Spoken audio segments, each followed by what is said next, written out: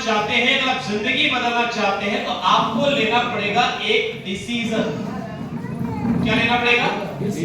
एक डिसीजन कि मुझे अपनी जिंदगी को बदलना है। एक बात हमेशा याद रखिएगा कि बड़े से बड़ा ट्रेनर आ जाए, बड़े से बड़ा मोटिवेटर आ जाए, बड़े से बड़ा एजुकेटर आ जाए, बड़े से बड़े सेमिनार में आप बैठ जाए, बड़ी से बड़ी किताबें आप पढ़ लें, लेकिन उससे आपकी जिंदगी में कोई परिवर्तन नहीं आएगा। आपकी जिंदगी में अगर बदलाव लाने की क्षमता किसी चीज में है तो वो है आपके डिसीजन, आपके डिसीजन। इसलिए आज के प्रोग्राम की शुरुआत में ही मैंने आपको एक बात कही थी कि इस हॉल से बाहर जाओ तो कोई ना कोई डिसीजन लेकर ही जाओ कि मुझे अपनी जिंदगी बदलनी है। जब तक आपने डिसीजन नहीं लिया है, आरसीएम में बहुत अच्छी इनकम आती है, आरसीएम में एक मिशन है, आरसीएम में बहुत सारे अच्छे प्रोडक्ट हैं, आरसीएम से बहुत सारे लोगों की जिंदगी बदली है। हरीश भाई कामयाब हो गए और कई मल्टी टेक्निकल अचीवर कामयाब हो गए, बहुत सारे लोग सफल हो गए। उससे आपको क्या फर्क पड़ने वाला जब तक आपका अपनी जिंदगी को बदलने का कोई निर्णय ही नहीं है। क्योंकि मैंने ये देखा है, पूरे हिंदुस्तान में घूमने का आज हमें मौका मिलता है, और मैंने ये देखा है कि बहुत सारे लोगों ने अपने हालातों के साथ समझौता कर लिया है। ये मान लिया है कि मेरी किस्मत में अमीर बनना नहीं लिखा, मेरी किस्मत में खुशियां नहीं लिखी, मेरी किस्मत में बड़ी कामयाबी नहीं लिखी। मान लिया है लोगों ने। क्यों? मैं आपसे एक सवाल पूछता हूं कि आखिर क्यों? जो लोग कामयाब हैं, जो पैसा कमा रहे हैं, जिनके पास सफलता है, क्या वो दूसरी दुनिया से आए हुए लोग हैं? क्या उनके लिए परमात्मा ने अलग से कोई किस्मत लिखी है? देखिए, हम सब ये मानते हैं कि वो परमात्मा, वो परम पिता है, मानते हैं, हम उसकी संतान हैं। आप अलग अलग रूप से पूजा करते हैं, ईश्वर, खुदा, अल्लाह, वाहेगुरु, जिस भी रूप में माने, लेकिन वो परमात्मा तो एक है और हम सब उसकी संतान हैं। मैं एक सवाल आपसे पूछता हूं, आप में से कई लोग माता पिता होंगे, यानी आपकी औलाद होगी, आपके बच्चे होंगे, लड़के लड़की होंगे। अगर आपको ये मौका मिले, आपको ये मौका मिले कि आप उनकी किस्मत लिख सकते हैं, आपको पावर मिले कि अपने बच्चों की किस्मत आप खुद लिख सकते हैं, तो मेरा सवाल है आपसे कि क्या आप अपने बच्चों की किस्मत अच्छी लिखेंगे या खराब लिखेंगे? आपके दो बच्चे हैं, मान लीजिए, एक आपकी बात मानता है, एक आपकी बात नहीं मानता, तो आप जो बात मानता है उसकी किस्मत अच्छी लिखेंगे, जो बात नहीं मानता उसकी किस्मत खराब कर देंगे? सर, आप माता पिता है, बच्चा आपकी बात माने ना माने, इज्जत करे ना करे, लेकिन आपके दिल से हमेशा दुआएं ही उठेगी, ऐसा नो? क्योंकि आपके माँ बाप है, तो वो भी तो हमारा पिता है, वो भी तो पेरेंट है, वो भी तो गार्जियन है। फिर ऐसा कैसे हो सकता है कि किसी एक की किस्मत उसने अच्छी लिखी तो किसी दूसरे की खराब लिख दी? हेलो, किसी एक को अमीर बना दिया, किसी दूसरे को गरीब बना दिया। माय डियर फ्रेंड्स, एक बात याद रखिएगा कि परमात्मा ने हमारी किस्मत नहीं लिखी है, उसने हमें सारी शक्तियां देकर भेजा है और हमें अपनी किस्मत लिखने की ताकत देकर के भेजा है। हम अपनी किस्मत खुद लिख सकते हैं और उसके लिए आपको लेना पड़ेगा एक डिसीजन, एक निर्णय कि साहब मुझे अपनी जिंदगी बदलनी है, मेरे परिवार को भी अच्छी जिंदगी जीने का हक है, मेरे भी बच्चों को अच्छे स्कूल में पढ़ने का हक है। क्यों कॉम्प्रोमाइज? मैं देखता हूं लोगों को 5,000, 10,000, 20,000, 50,000 आने लग जाते हैं महीने के, तो इस तरह से कंफर्ट में चले जाते हैं कि सब हो गया, अब जिंदगी में क्या करना है। आंख बंद कर लेते हैं अपने परिवार की तकलीफों के प्रति। बच्चे जो करना चाह रहे नहीं कर पा रहे, पत्नी जहां घूमना चाह रही नहीं घूम पा रही, माँ बाप को जो जीवन मिलना चाहिए नहीं मिल पा रहा, मगर वो अपने कंफर्ट जोन में, साहब हरीश भाई टाइम नहीं है मेरे पास दर्शन करने का, मैं बहुत बिजी हूँ। कहाँ बिजी है? 15,000 कमाने में इतनी बिजी है कि साहब 5 लाख कमाने का टाइम नहीं है। मैं एक बात आप सभी लोगों से पूरी विनम्रता के साथ कहना चाहता हूँ कि साहब अपने परिवार के हर सपनों को पूरा करने का कर्तव्य, दायित्व आज आपके कंधों पर है। आपके परिवार की जिम्मेदारियां कोई और नहीं लेगा। कोई कितना भी बोल दे, कोई कितना भी वादा कर ले, लेकिन अपने हर परिस्थिति की तैयारी आपको खुद को आज से ही करनी पड़ेगी। कई बार दोस्त बोलते हैं ना, अरे सर चिंता मत करो, तुम चिंता मत करो, तुम आगे चलो, कभी भी कोई जरूरत पड़ेगी तेरा दोस्त पीछे खड़ा है। और जब जरूरत पड़ ही जाती है और पीछे मुड़कर आप देखते हो तो पीछे कोई नहीं होता, कोई नहीं होता साहब। मैंने देखा है बहुत सारे लोगों को चेक करके देखा है, और इसलिए मैं बार-बार आप लोगों से कहता हूं कि चेक मत कीजिए, किसी को चेक मत कीजिए। इसी गलतफहमी में, कभी-कभी गलतफहमी में रहना अच्छा है कि दोस्त तो है, मत चेक कीजिए।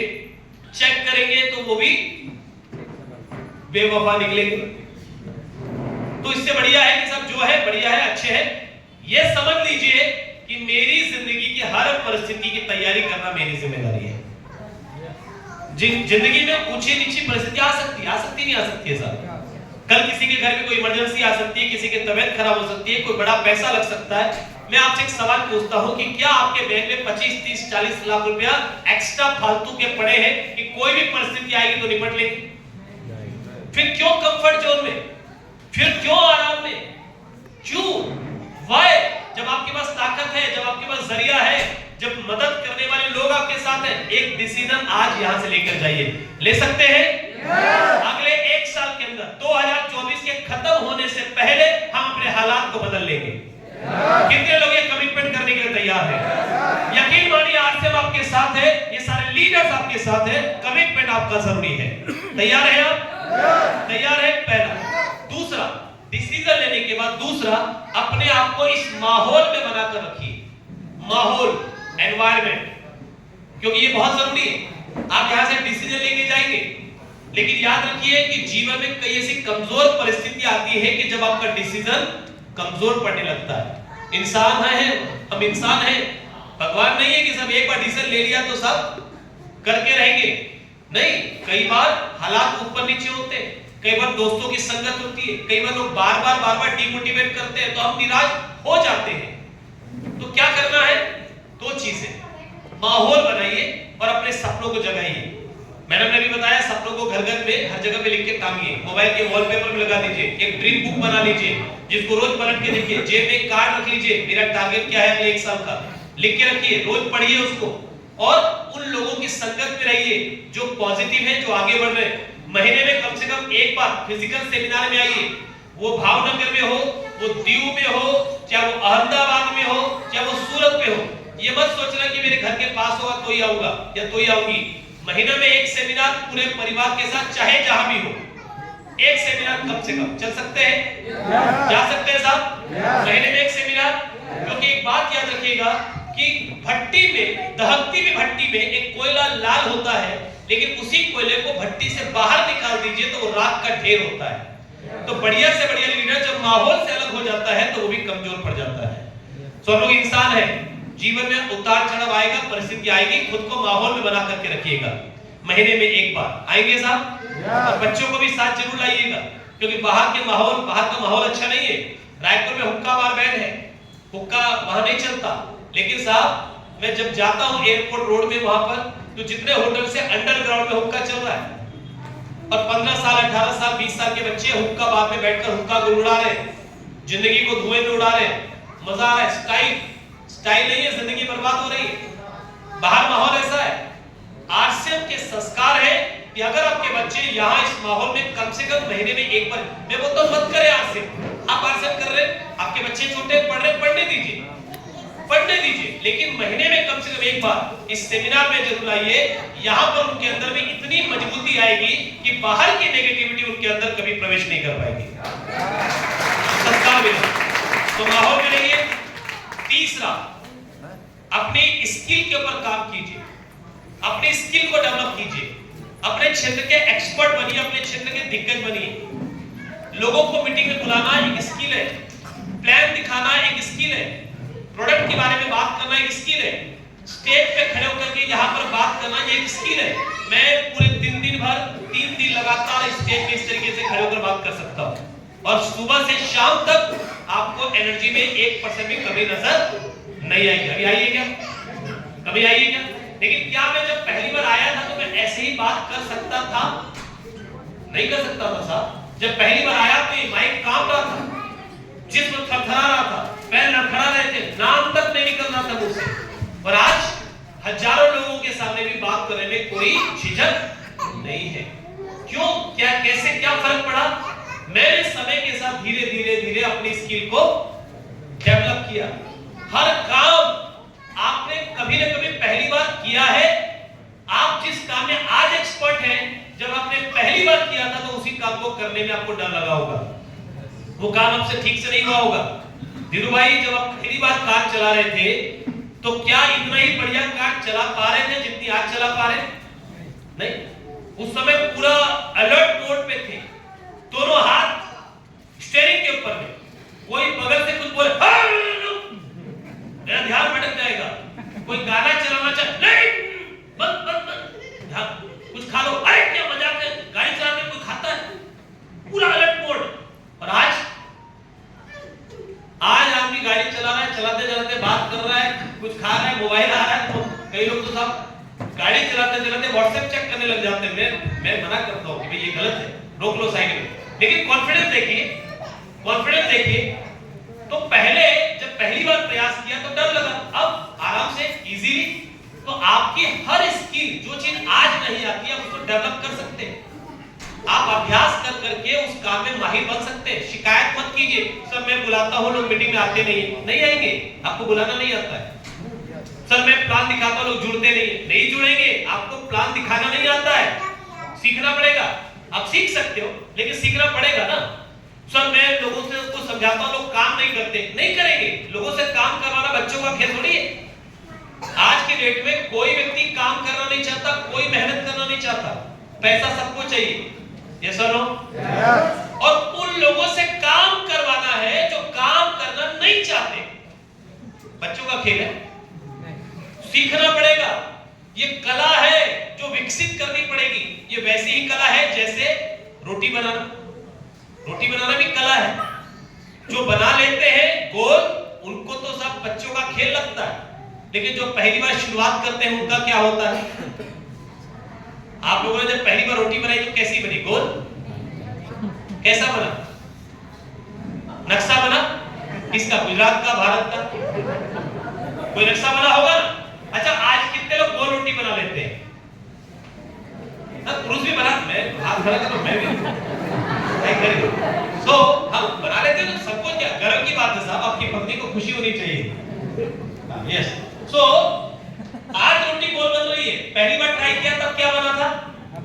और पहली बार जब नक्शा बना उस दिन छोड़ दिया होता तो आज गोल होती? आज तो सब आंख बंद करके भी बनाएंगे तो गोल होगी ना। क्यों? क्योंकि क्या हो गया, स्किल में एक्सपर्ट बन गए। साइकिल चलाना कितने लोगों को मालूम है? साइकिल चलाना कितने लोग जब पैदा हुए थे तो साइकिल चलाना आता था? आता था? नहीं आता था ना। कब सीखा? कैसे सीखा? कैसे सीखा? साइकिल चला चला के सीखा। किसी को देखा चलाते हुए, ट्राई किया, धड़ाम से गिरे, घुटना छीला, खून निकला, इधर देखा कोई देख रहा, इधर देखा कोई देख रहा, कोई नहीं देख रहा, फट से खड़े हुए साइकिल लेके फिर चल पड़े। हेलो, ऐसे सीखा ना। और धीरे धीरे सीख के आप तो हाथ छोड़ के भी चला लेते। सो हर वो काम जिसको आपने लगातार करना जारी रखा, बिना डरे, बिना घबराए, असफलता से हार माने बिना जिस काम को करना जारी रखा, आप उस काम में एक्सपर्ट बन गए। आरसीएम को भी लगातार करेंगे, आप आरसीएम के एक्सपर्ट बन जाएंगे। अपनी स्किल को डेवलप करना पड़ेगा। चौथी चीज कि कंसिस्टेंसी के साथ आपको ये बिजनेस बिल्ड करना है। आपको लगातार, ऐसा नहीं कि कभी किया कभी नहीं किया, कभी किया कभी नहीं किया, रिजल्ट नहीं आएगा। लगातार करना होगा, लगातार। प्लान रोज 2 दिखाना है तो रोज 2 प्लान। डेली का एक्शन बनाना पड़ेगा आपको, डेली, कि मुझे इतना काम रोज करना है। अभी मैडम बता रही थी ना कि अगर नहीं प्लान दिखाया तो रात को खाना मत खाइए। कमिटमेंट जब तक नहीं करेंगे साहब, डिसिप्लिन के बिना कोई सफलता नहीं मिलती। बिना डिसिप्लिन के, बिना अनुशासन के सेना युद्ध नहीं जीत सकती। बिना अनुशासन के आप अपनी जिंदगी की जंग भी नहीं जीत सकते। मन तो कमजोर करेगा। मन तो आपको बार बार आसान रास्तों की तरफ लेकर जाने की कोशिश करेगा। मन के कंट्रोल में अगर आप आ गए तो जिंदगी बर्बाद हो जाएगी, और मन को कंट्रोल में रखना सीख गए तो जिंदगी में बड़ी ऊंचाइयों तक पहुंच सकते हैं। तो कैसे करेंगे मन को कंट्रोल में? अपने लिए आपको रिवार्ड्स और पनिशमेंट की पॉलिसी बनानी है कि साहब ये काम मुझे रोज करना है। हरीश भाई मुझे बताइए, अपने अप्लाइंस के साथ बैठिए, बताइए साहब मुझे ये लेवल लेना है, ये अचीवमेंट लेना है, आप मुझे बताइए रोज मुझे क्या क्या करना है। ये बताएंगे सर रोज 2 प्लान दिखाइए, 10 लोगों से फोन से बात कीजिए, 15 मिनट किताब पढ़िए, टीसीजी का 6:30 वाला प्रोग्राम अटेंड कीजिए, ये इस तरीके से ये ऑडियो सुनिए, फिर ये लोगों से इस तरीके से मिलिए, काउंसलिंग कीजिए, ये बताएंगे। एक मिनिमम टारगेट बना लिया आपने। अब उसके बाद फिर ये अपने उस टारगेट को लेकर के ये संकल्प लेना है, ये टारगेट अगर आज मैंने पूरा किया तो मैं खुद को दूंगा रिवार्ड। क्या रिवार्ड? क्या हो सकता है रिवार्ड? एग्जांपल, आईने के सामने आप खड़े होइए और खुद को देखकर बोलिए, वाह सचिन क्या लीडर है तू। सचिन मैं बोल रहा हूं क्योंकि मेरा नाम सचिन है, आपको अपना नाम लेना है, तो अपना नाम लेकर के खुद की तारीफ कीजिए, अपना हाथ उठाइए, खुद को शाबाशी दीजिए, वाह क्या बात, उठाइए खुद, वाह क्या बात। और अगर नहीं किया टारगेट पूरा उस दिन का, डेली का गोल अगर पूरा नहीं किया तो फिर क्या करना है? थप्पड़ भी लगा सकते हैं, या रात का खाना छोड़ सकते हैं, या जमीन में चटाई बिछा के सो सकते हैं। आज गद्दा में नहीं सोऊंगा, पलंग में नहीं सोऊंगा, चटाई में सोऊंगा। या कोई अच्छी फेवरेट सब्जी है तो अगले 3 दिन के लिए उसकी कुर्बानी दे सकते हैं कि 3 दिन तक मुझे नहीं खाना। कोई ऐसी तकलीफ खुद को दीजिए जिस तकलीफ से आपको याद रहे कि साहब मैंने गलती की है, मैंने अपने बच्चों के सपनों में लापरवाही की है, क्योंकि आज से मैं अपने बच्चों के सपनों के लिए कर रहा हूं, अपने परिवार के भविष्य के लिए कर रहा हूं, उज्जवल जीवन के लिए कर रहा हूं। हेलो, कर पाएंगे साहब? ये 4 चीजें कर सकते हैं, कर सकते हैं साहब। क्या क्या करना है? सबसे पहला डिसीजन लीजिए कि मुझे कामयाब होना है, खुद को माहौल में बना के रखिए, अपनी स्किल को डेवलप कीजिए और साथ कंसिस्टेंसी के साथ लगातार इस बिजनेस को कीजिए। एक छोटी सी स्टोरी के साथ अपनी बात को समाप्त करना चाहूंगा। अब तक की मेरी बात को आपने भले ध्यान से सुना या ना सुना, ये स्टोरी को ध्यान से जरूर सुनिएगा, ये स्टोरी आपकी जिंदगी को बदल सकती है। तो अलर्ट हो जाइए, कमर की हड्डी सीधी कर लीजिए, रीढ़ की हड्डी सीधी कर लीजिए, एक गहरी सांस लीजिए,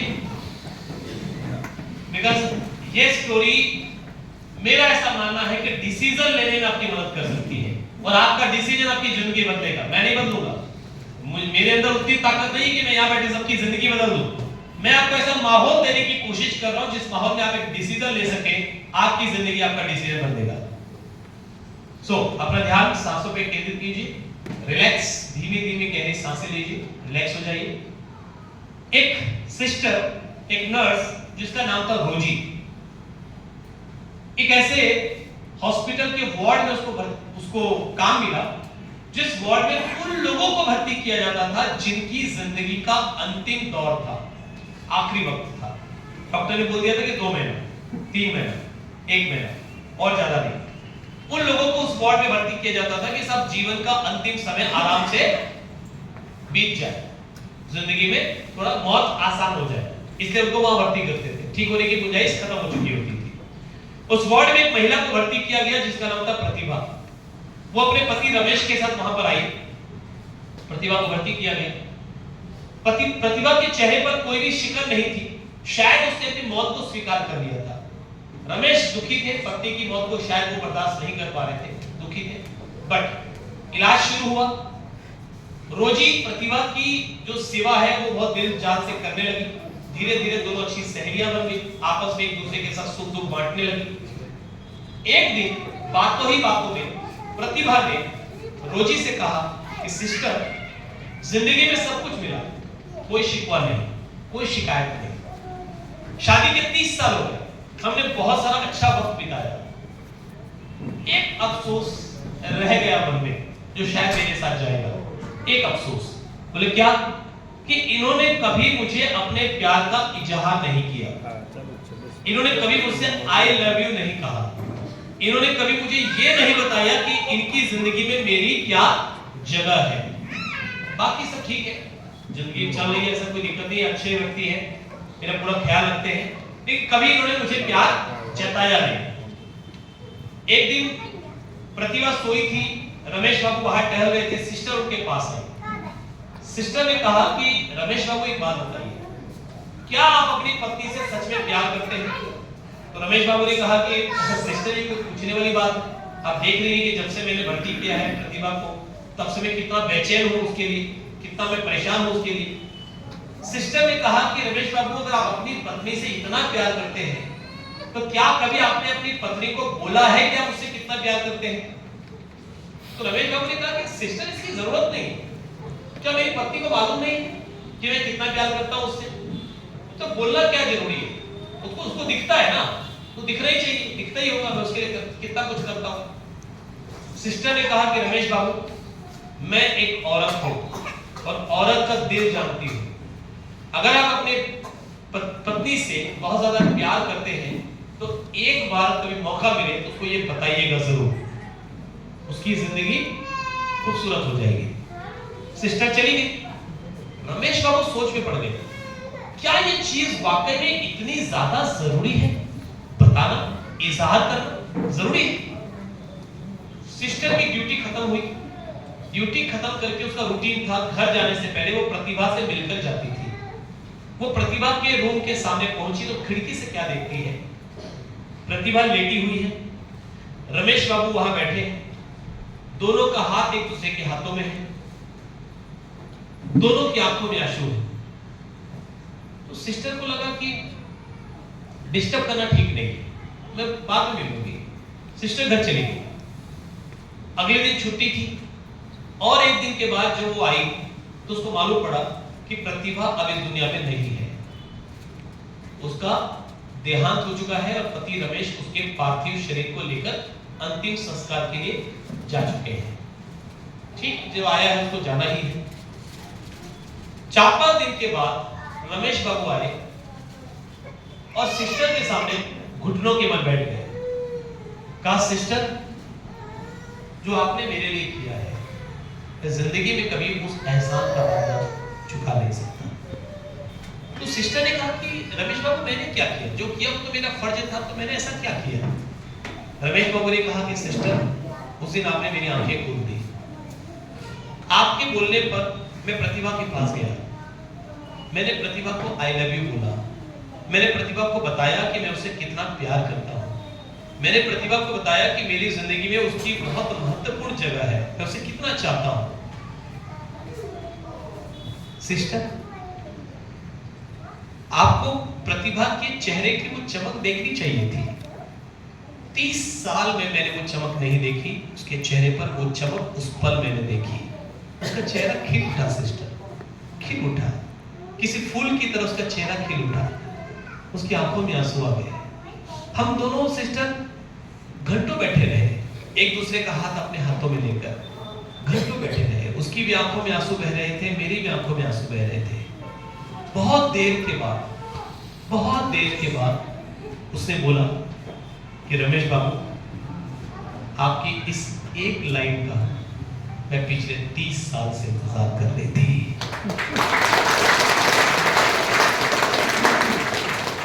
अब मैं मर भी जाऊं तो मुझे कोई गम नहीं है, क्योंकि मेरी जिंदगी संपूर्ण हो गई। पहले अधूरी थी, अब पूर्ण हो गई। ये कहानी मैं आपको क्यों सुना रहा हूं? क्यों सुना रहा हूं? मेरा विश्वास है, मनुष्य को परमात्मा के द्वारा दिया गया सबसे कीमती तोहफा अगर कोई है, वो है उसका परिवार। हम जो कुछ भी कर रहे हैं अपने परिवार के लिए कर रहे हैं, ये सब। लेकिन क्या हम उस परिवार को ये बताते हैं कि हम उनसे कितना प्यार करते हैं? हमको लगता है मालूम तो है, मालूम था, उन्हीं के लिए तोड़, उन्हीं के लिए तो भाग में मारे मारे फिर, मालूम तो है। इजहार जरूरी है, बताना जरूरी है। आप में से कितने लोग अपनी पत्नी को आई लव यू बोलते हैं? नहीं बोलते हम नहीं बोलते। अरे उसको पता नहीं है क्या कितना प्यार करते हैं, तो बताना क्या जरूरी है? यस माय डियर फ्रेंड्स, बताना जरूरी है, जरूरी है। कई बार नेहा के साथ बैठा होता हूँ तो कई बार मैं उसका हाथ अपने हाथों में लेकर मैं इमोशनल हो जाता हूँ। नेहा पूछती है कई बार कि सर क्या हुआ, क्यों इमोशनल है? सर मुझे मालूम है कि एक महिला आपके साथ आने के लिए कितना कुछ छोड़ती है, कितना कुछ छोड़ कर आती है। अपना परिवार छोड़ती है, आपके परिवार को अपना परिवार मानती है। अपना घर छोड़ती है, आपके घर को अपना घर मानती है। आपको अपना सब कुछ मानती है। एक उम्मीद लेकर आती है कि आप उसकी जिंदगी का अधूरा सपना पूरा करेंगे। सवाल है मेरा आपसे, क्या आज आप कर पा रहे हैं?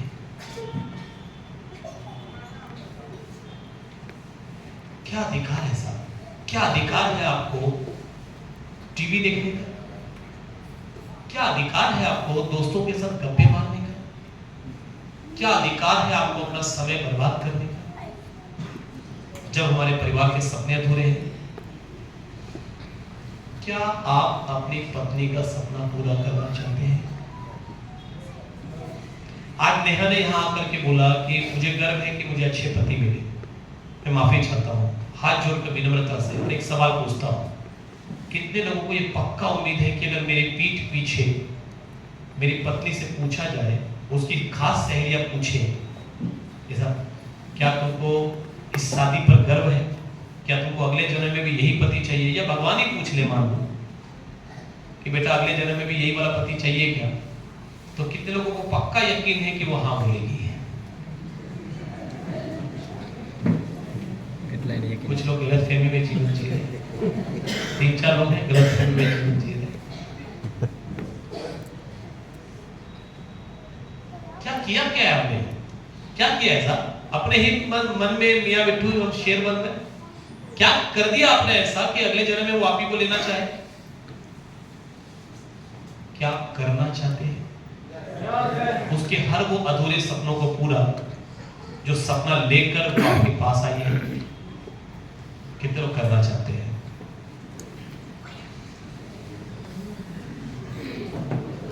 ये डिसीजन आज आपको लेना है।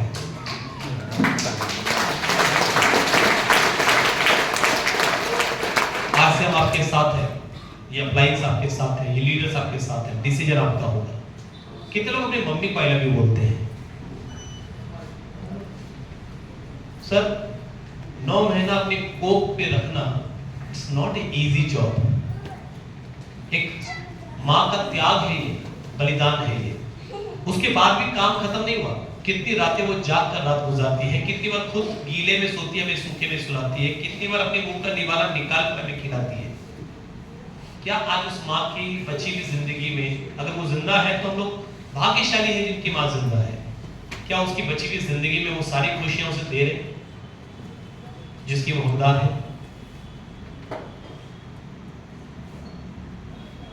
देना चाहते हैं? डिसीजन लेना पड़ेगा साहब। कितने लोग अपने पिताजी को आई लव यू बोलते हैं? उनको ये बताते हैं कि पिताजी अगर अगले जन्म में इंसान का जन्म मिले तो आप ही मेरे पिता बने। उन्होंने क्या त्याग नहीं किया हमारे लिए? कितना कुछ त्याग किया है साहब। हम क्या कर रहे हैं उनके लिए? घर जाके लिस्ट बनाना, एक तरफ लिखना कि पिताजी ने मेरे लिए क्या क्या किया बचपन से लेकर आज तक, एक तरफ बनाना कि आपने अब तक उनके लिए क्या क्या किया। शर्म आएगी साहब? करना चाहते हैं? डिसीजन लेना पड़ेगा। अपने बच्चों के लिए कुछ करना चाहते हैं? उन बच्चों को ये गर्व होना चाहिए, ये महसूस होना चाहिए कि पिछले जन्म के किसी अच्छे काम की वजह से उनका जन्म हमारे घर में हुआ। ये नहीं लगना चाहिए कि हर बात पे समझौता करना पड़ता है किसी बुरे कर्मों का फल कि यहाँ जन्म मिला। हेलो, आज डिसीजन लेना पड़ेगा। तैयार है डिसीजन लेने के लिए? देखिए, मैं और नेहा चले जाएंगे। हमारी जिंदगी सेटल हो गई है और ये धीरे धीरे आगे भी बढ़ रही है। आज हम यहाँ अपने लिए नहीं आए हैं। हरीश भाई ने बुलाया, हमने कहा ठीक है, हम ये हमारा भी सपना है कि हम 2030 तक 1 करोड़ लोगों की जिंदगी को टच करें। आज अगर हम यहाँ आए हैं तो मैं चाहता हूं कि कहीं आपके अंदर के सोए हुए लीडर को मैं जगा सकूं। लीडर आपके अंदर है, आपके अंदर काबिलियत है, आपके अंदर क्षमता है कुछ बड़ा करने की। उसको जगाइए साहब, उसको जगाइए। आप जिंदगी में कुछ बड़ा कर सकते हैं। समझौता छोटे से में मत कीजिए। अपने परिवार को कॉम्प्रोमाइज मत करवाइए। अपने परिवार को खून के आंसू मत रुलाइए। आप उनको एक बेहतर जिंदगी दे सकते हैं बशर्ते आप आज एक डिसीजन लेकर यहां से जाए, एक निर्णय लेकर यहां से जाए। आज के बाद हमारे पास टाइम पास करने के लिए टाइम नहीं है। आज के बाद हमारे पास समय बर्बाद करने के लिए समय नहीं है। तैयार है?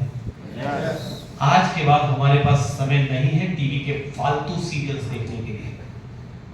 आज के बाद हमारे पास समय नहीं है किसी के पीठ पीछे किसी की बुराइयां करने के लिए। आज के बाद हमारे पास समय नहीं है किसी से नाराज होकर के बैठे रहने के लिए। आज के बाद हमारे पास समय नहीं है गीला शिकवा रखने के लिए।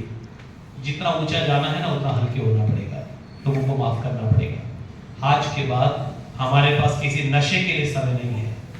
आज के बाद हमारे पास किसी भी फालतू इंसान के लिए समय नहीं है, क्योंकि आज से हमें मिशन में है, हमें अपने परिवार की जिंदगी को बेहतर करना है। हमें आरसीएम के रूप में मौका मिल चुका है। अब हमें अपना डिसीजन लेना है जो आज हमने ले लिया, और आज के बाद हम जिंदगी को 100% क्षमता के साथ जिएंगे।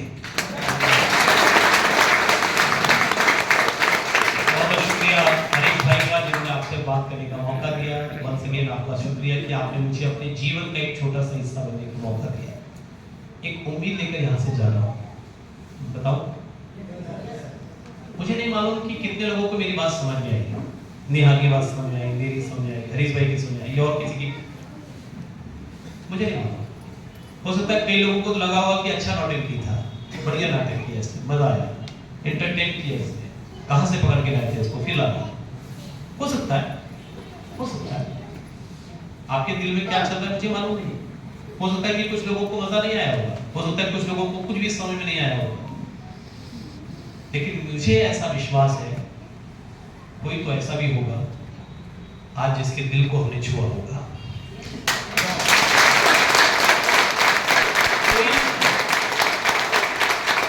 कोई तो ऐसा भी होगा जिसने आज कोई डिसीजन लिया होगा। कोई तो ऐसा भी होगा जो आज के बाद अपना समय बर्बाद नहीं करेगा। 100% एनर्जी और डेडिकेशन के साथ वो आगे बढ़ेगा। तो जिसने भी आज डिसीजन लिया है, एक निवेदन है मेरा, आज से कुछ महीनों के बाद जब आप एक कामयाबी के साथ होंगे, एक बार हमको फोन करके ये जरूर बताना कि सर उस दिन भावनगर में हमने डिसीजन लिया था, आज हम कामयाब हैं, आज हम रॉयल्टी पे हैं।